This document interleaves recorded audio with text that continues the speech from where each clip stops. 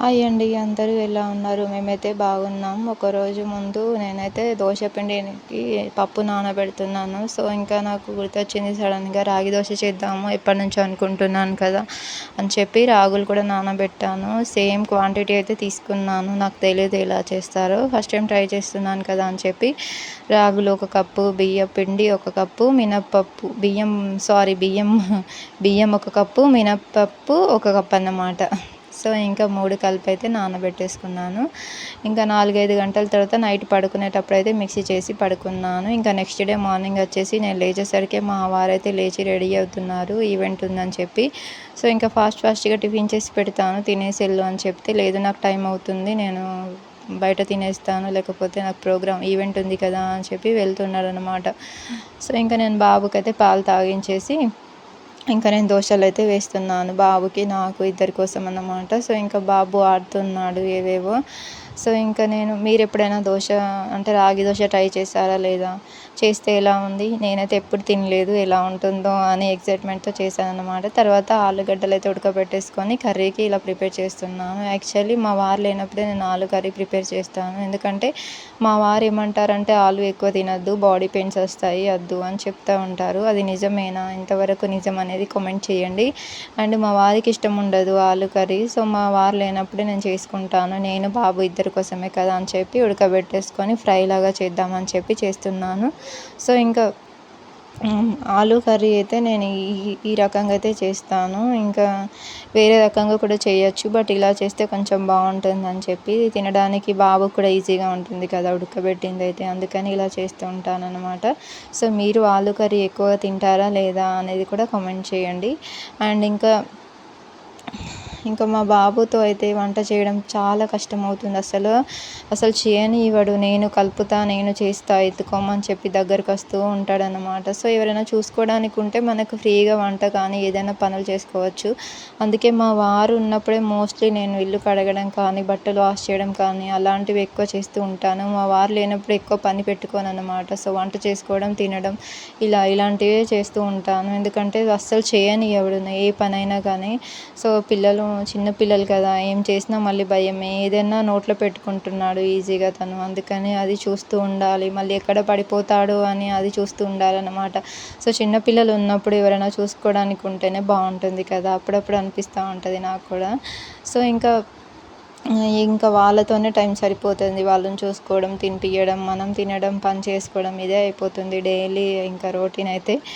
So ఇంకా మీకు కూడా చిన్నపిల్లలు ఉంటే ఇంతే కదా, మీకు ఆల్రెడీ ఎక్స్పీరియన్స్ ఉంటుంది. సో నేను ఆలుగడ్డలు ఉడకబెట్టిన వాటర్లో వెండి వస్తువులు కడిగితే తెల్లగా అవుతాయని చదివాను న్యూస్ పేపర్లో. సో ట్రై చేద్దామని చెప్పి ఆ వాటర్ హీట్గా ఉన్నప్పుడే నేను అందులో వేసాను అన్నమాట అవి.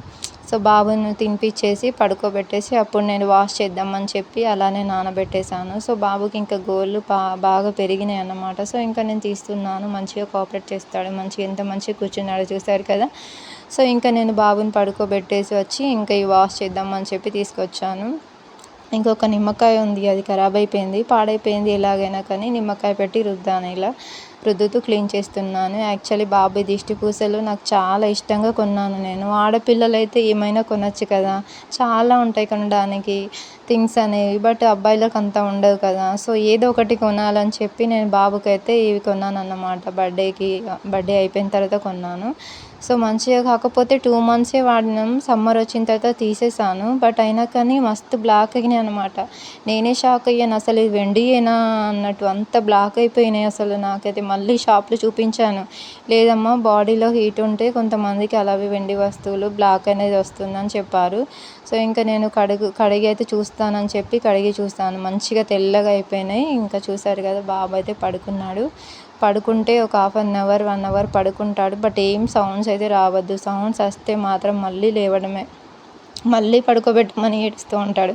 సో మంచిగా ఎండ వచ్చింది కదా అని చెప్పి నేను బట్టలు అయితే వాష్ చేసి ఆరేసాను అనమాట, 2 days ఉండే. సో ఇంకా చూసారు కదా ఎంత తెల్లగా అయిపోయినాయో.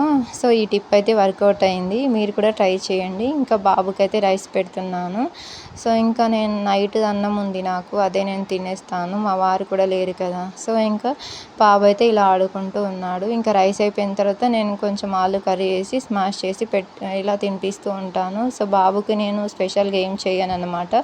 సో 1 ఇయర్ బర్త్డే ఎప్పుడైతే అయిపోయిందో అప్పటి నుంచే ఇలా మేము ఏదైతే తింటామో అదే బాబుకైతే ప్రిఫర్ చేస్తూ ఉంటాను.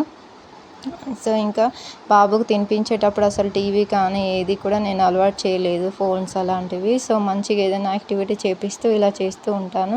సో బాబు ఇక్కడ ఏబీసీలు చెప్తూ ఉంటాడు 1 to 3. సో అది కూడా నేను వాయిస్ రికార్డ్ చేశాను. సో తప్పకుండా వీడియోనైతే ఎండ్ వరకు చూడండి. సో మీకు బాబు చేస్తున్న యాక్టివిటీస్ అనేవి తెలుస్తూ ఉంటాయి. Count 1 to 3.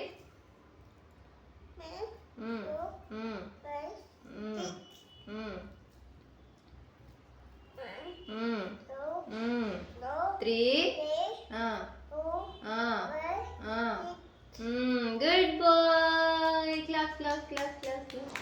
సో ఇంకా మీకు కనుక వీడియో నచ్చినట్లయితే ప్లీజ్ వీడియోనైతే లైక్ చేసి ఛానల్ సబ్స్క్రైబ్ చేయండి. ఇంకా మీ పిల్లలకి ఎలా తినిపిస్తారు ఏంటనేది కూడా నాకు తప్పకుండా కామెంట్ చేయండి. నేనైతే ఇలా తినిపిస్తూ ఉంటాను అన్నమాట. So thank you for watching. Bye. I love you.